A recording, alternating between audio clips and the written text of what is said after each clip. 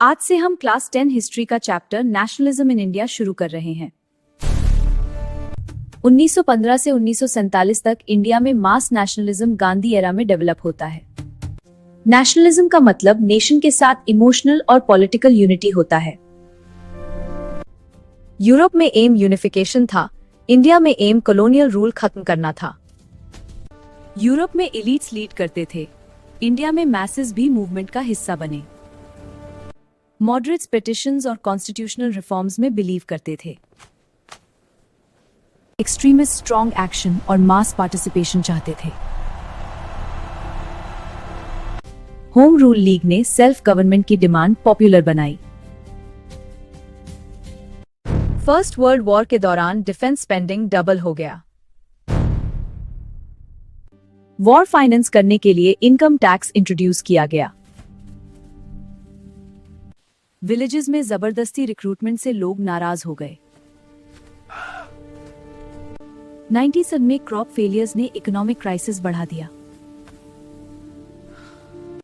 War के बाद prices बहुत बढ़ गए और लोग परेशान हो गए। इकोनॉमिक प्रेशर और पॉलिटिकल डिसअपॉइंटमेंट से पब्लिक एंगर ग्रो हुआ।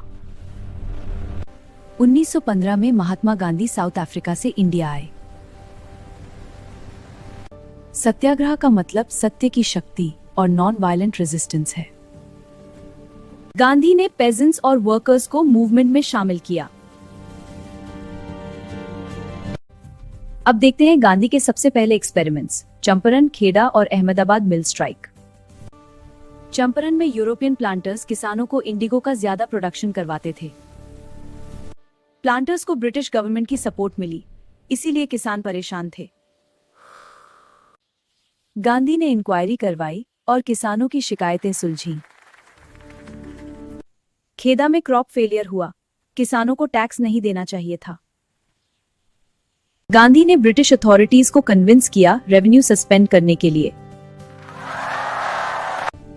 खेड़ा से पता चला कि मास पार्टिसिपेशन और नॉन वायलेंस से रिजल्ट मिल सकता है।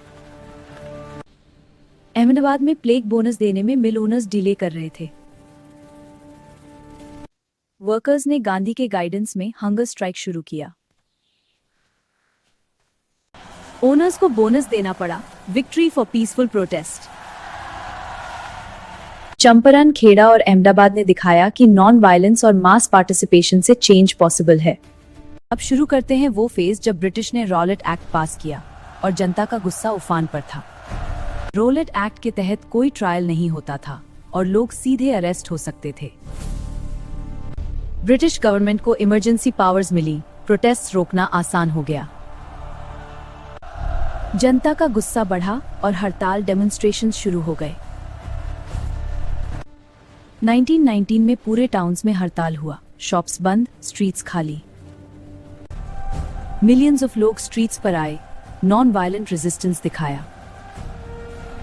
जनरल डायर ने आर्म ट्रूप्स लेकर बाग में एंट्री की। अनार्म्ड लोगों पर फायरिंग हुई, हॉरर फैल गया। पंजाब में मार्शल लॉ लगाया गया, स्ट्रिक्ट रूल्स लागू हुए। नेशन में डर और शॉक फैल गया, ट्रस्ट ब्रिटिश पर टूटने लगी। पीपल ने महसूस किया कि अब एक्शन और यूनिटी जरूरी है। अब हम देखेंगे वो दौर जब खिलाफत और नॉन कोऑपरेशन मूवमेंट्स पूरे भारत में फैले। मुस्लिम्स के लिए ऑटोमन कैलिफ बहुत इंपॉर्टेंट था। वर्ल्ड वॉर के बाद मुस्लिम्स में स्ट्रॉन्ग इमोशन पैदा हुआ। अली ब्रदर्स ने खिलाफत कॉज को लीड किया। मुस्लिम्स ने महसूस किया कि एक्शन जरूरी है। गांधी जी ने non cooperation movement officially announce किया। पीपल को बताया गया स्कूल्स, कोर्ट्स और फॉरेन गुड्स बॉयकॉट करना है।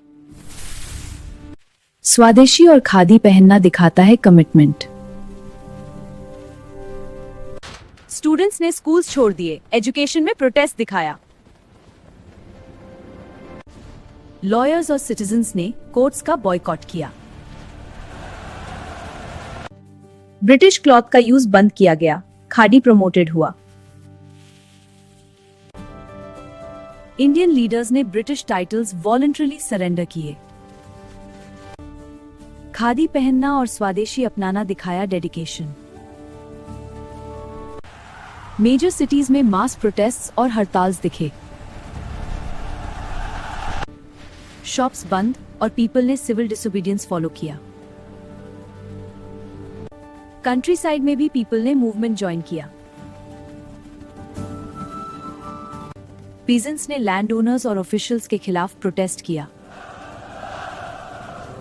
1922 में चौरी चौरा में पुलिस पर हमला हुआ, वायलेंस फैल गया।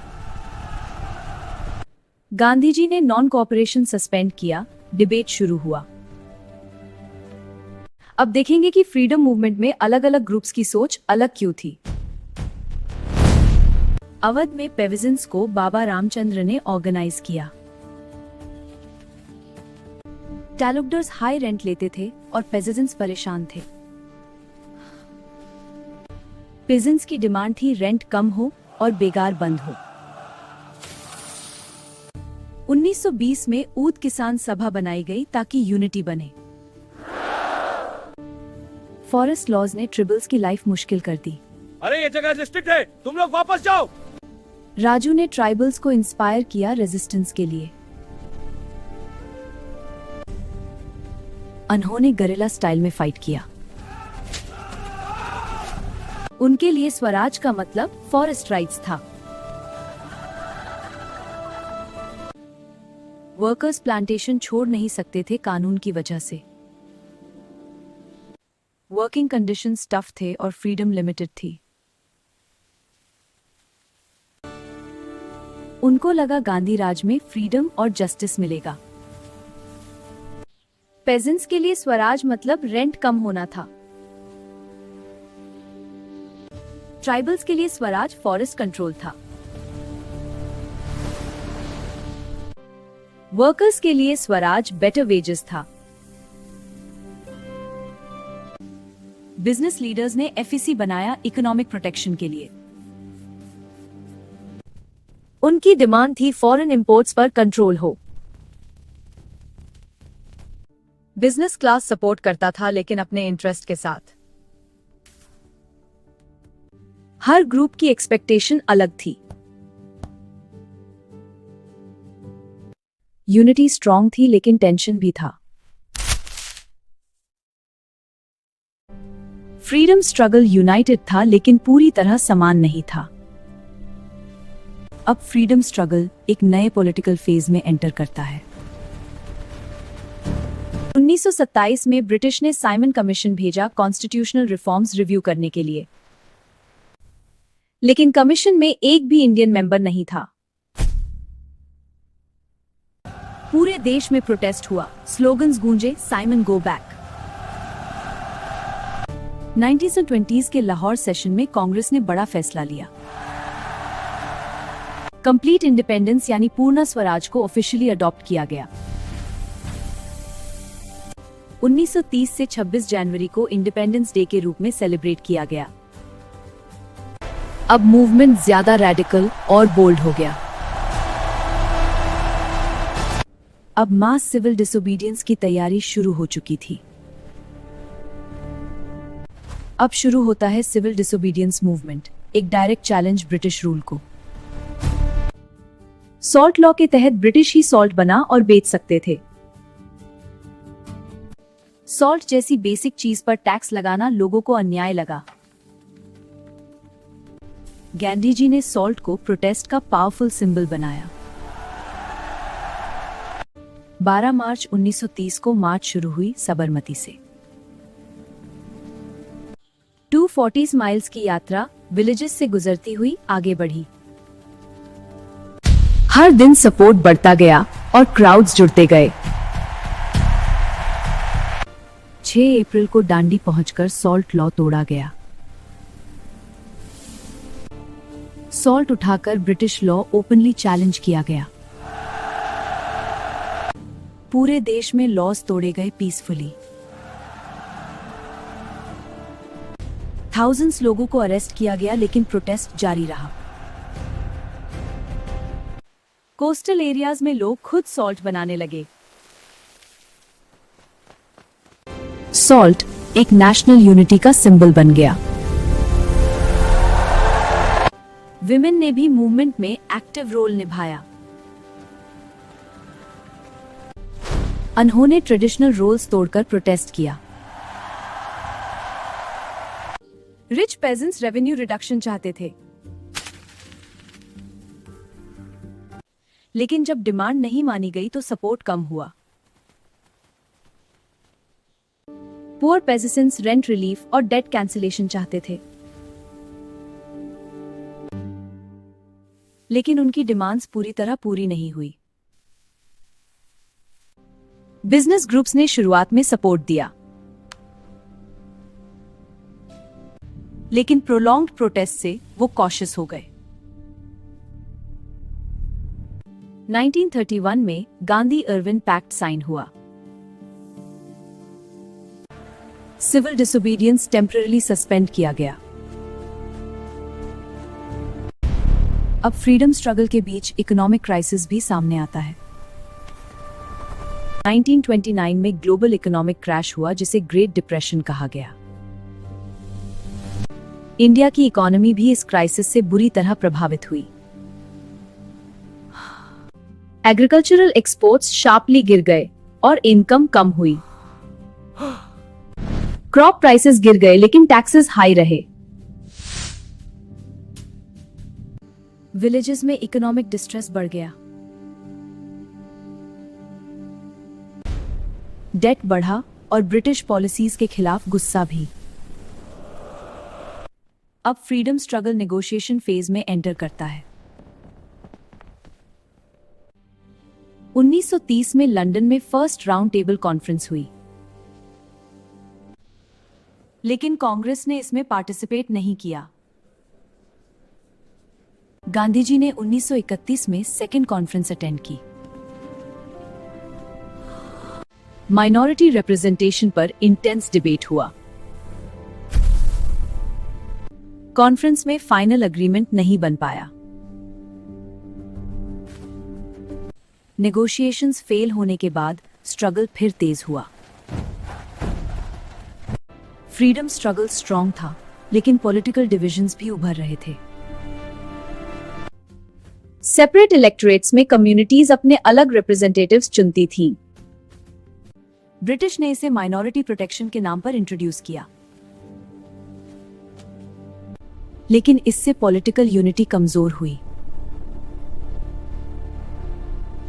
मुस्लिम लीग मुस्लिम इंटरेस्ट्स प्रोटेक्ट करना चाहती थी। धीरे धीरे लीग की पॉलिटिकल इन्फ्लुएंस बढ़ी। लीग माइनॉरिटी सेफगार्ड्स की डिमांड करती रही। Hindu Mahasabha Hindu political identity emphasise करती थी। इससे पैरेलल पॉलिटिकल मोबिलाइजेशन बढ़ा। 1932 में ब्रिटिश ने कम्युनल अवार्ड अनाउंस किया। गांधी जी ने सेपरेट इलेक्टोरेट्स के खिलाफ फास्ट शुरू किया। पूना पैक्ट के तहत जॉइंट इलेक्टोरेट्स पर अग्रीमेंट हुआ। हर कम्युनिटी के पॉलिटिकल इंटरेस्ट्स अलग थे। British divide and rule policy ने डिविजन्स और बढ़ाए। फ्रीडम मूवमेंट यूनाइटेड था, लेकिन यूनिटी फ्रेजाइल भी थी। अब समझेंगे कि लोगों में नेशन के लिए कलेक्टिव फीलिंग कैसे बनी। नेशन को मदर फिगर के रूप में भारत माता दिखाया गया। भारत माता यूनिटी और सैक्रिफाइस का सिंबल बनी। इस इमेज ने लोगों में इमोशनल कनेक्शन क्रिएट किया। बंकिम चंद्र ने वंदे मातरम लिखा, जो नेशनल सॉन्ग बना। यह सॉन्ग फ्रीडम स्ट्रगल में इंस्पिरेशन बना। फोक सॉन्ग्स ने नेशनलिज्म का मैसेज विलेजेस तक पहुंचाया। बैलेड्स में हीरोज की ब्रेवरी सेलिब्रेट हुई। कल्चर के थ्रू यूनिटी की फीलिंग मजबूत हुई। फ्रीडम स्ट्रगल के दौरान डिफरेंट फ्लैग डिजाइन्स यूज हुए। हर कलर यूनिटी और वैल्यूज को रिप्रेजेंट करता था। नेशनल फ्लैग रेजिस्टेंस और आइडेंटिटी का पावरफुल सिंबल बना। लीडर्स ने हिस्ट्री को नए पर्सपेक्टिव से प्रेजेंट किया। एंशिएंट अचीवमेंट्स को हाईलाइट किया गया ताकि प्राइड बने। शेयर्ड हिस्ट्री और सिंबल्स ने कलेक्टिव बिलोंगिंग मजबूत किया। अब देखेंगे कि प्रिंट मीडिया ने नेशनलिज्म को कैसे मजबूत किया। न्यूज़पेपर्स फ्रीडम स्ट्रगल का पावरफुल टूल बने। प्रिंट मीडिया ने नेशनलिस्ट आइडियाज लोगों तक पहुंचाए।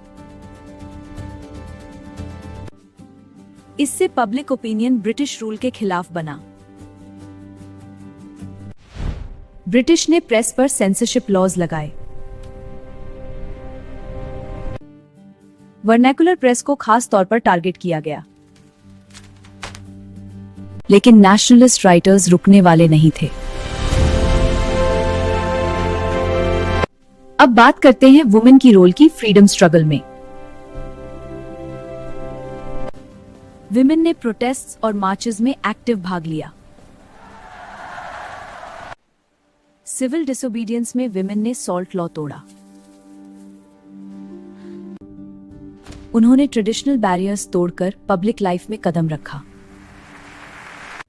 लेकिन पॉलिटिकल डिसीजन मेकिंग में उनकी रोल सीमित रही।